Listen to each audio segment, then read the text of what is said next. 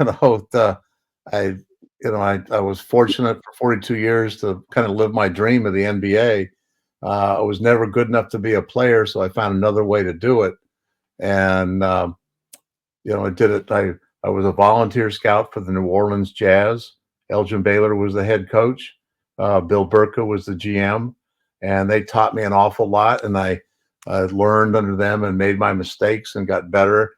Worked as a volunteer for the 2 years, and then went to work for the Lakers for 2 years for Jack McCloskey. He was an assistant coach to Jerry West, and Jack hired me to be a part-time scout.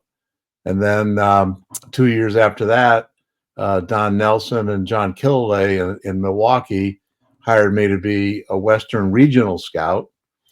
And then 2 years after that, Paul Silas gave me an opportunity to be on the bench with him with the old San Diego Clippers. And within 4 years, I was the GM of that team, not because of anything special I did, but we had a pretty unstable franchise. So in my 4th year, I was literally the senior member of the franchise.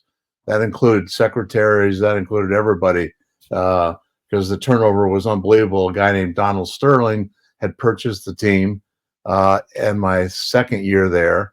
And everybody knows the story about Sterling and his instability and his issues. And so I moved up quickly, probably faster than I should have.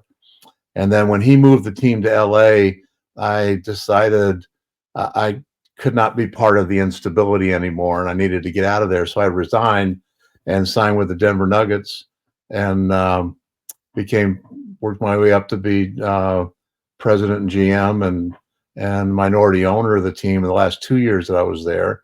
And we had a great 6-year run. Doug Moe was our head coach. We competed against teams like the San Antonio Spurs and some guy named George Gervin, who would light us up night after night. But he and Alex English would have great battles back and forth. And fierce, friendly competition is the best way I could describe it.